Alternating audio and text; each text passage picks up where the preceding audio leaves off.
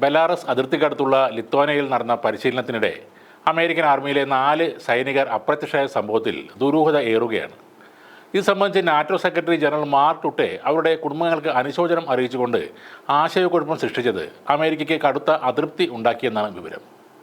ജോർജിയയിലെ fort Stuart ആസ്ഥാനമായുള്ള 3ാം infantry ഡിവിഷനിലെ 1ാം ബ്രിഗേഡിൽ നിന്നുള്ള സൈനികർ ലിത്വാനിയയിലെ പാബ്രേറ്റുള്ള പരിശീലന ഗ്രൗണ്ടിൽ ഷെഡ്യൂൾ ചെയ്ത തന്ത്രപരമായ പരിശീലനം നടത്തുകയായിരുന്നു.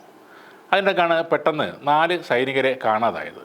അതിനെ തുടർന്ന് നടത്തിയ രക്ഷാപ്രവർത്തനത്തിലും ഇവരെ കണ്ടെത്താനായില്ല.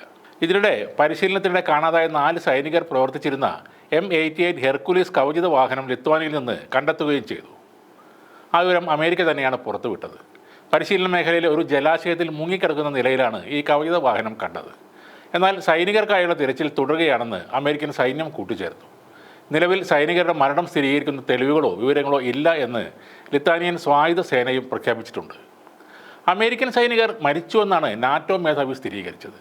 ഇത് ശരിക്കും ഭയാനകമായ വാർത്തയാണെന്നും തങ്ങളുടെ ചിന്തകൾ കുടുംബങ്ങൾക്കും പ്രിയപ്പെട്ടവർക്കും ഒപ്പമാണെന്നും അദ്ദേഹം അറിയിക്കുകയും ചെയ്തു.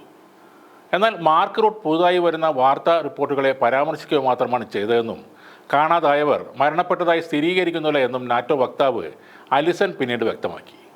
റൂട്ടെ നടത്തിയ പരാമർശങ്ങളിൽ എന്തെങ്കിലും ആശയക്കുഴപ്പം ഉണ്ടായെങ്കിൽ ഞങ്ങൾ മാപ്പ് ചോദിക്കുന്നുവെന്നും അലിസൺ പറഞ്ഞു. 2022 ഉക്രൈൻ സംഘർഷം രൂക്ഷമായതിനെ തുടർന്ന് ബാൾട്ടിക്കിലും മറ്റ് യൂറോപ്യൻ നാറ്റോ അംഗരാജ്യങ്ങളിലും അമേരിക്കൻ സേനാവിന്യാസം വർദ്ധിപ്പിച്ചതിന് ശേഷം ലിത്വാനിയയിൽ ഏതാണ്ട് 1000 പേരുടെ ഒരു സേനയെ നിലനിർത്തി വരികയാണ്. റഷ്യയുമായും അവരുടെ സഖ്യകക്ഷിയായ ബെലാറസുമായുമുള്ള അതിർത്തികൾക്ക് സമീപം അമേരിക്കൻ നേതൃത്വത്തിലുള്ള സൈനിക സംഘം ഈയിടെയായി അഭ്യാസങ്ങൾ ശക്തമാക്കിയിട്ടുണ്ട്.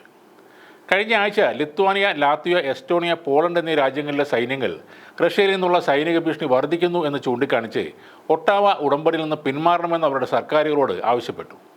പാശ്ചാത്യ രാജ്യങ്ങൾക്ക് ബെലാറസിനെ അവരുടെ സൈനിക കലഹങ്ങളിലേക്ക് വലിച്ചിടാൻ കാത്തിരിക്കാനാവില്ല എന്ന് ബെലാറസ് പ്രസിഡന്റ് അലക്സാണ്ടർ ലുക്കാഷെങ്കോ മുന്നറിയിപ്പ് നൽകുകയും ചെയ്തിരുന്നു.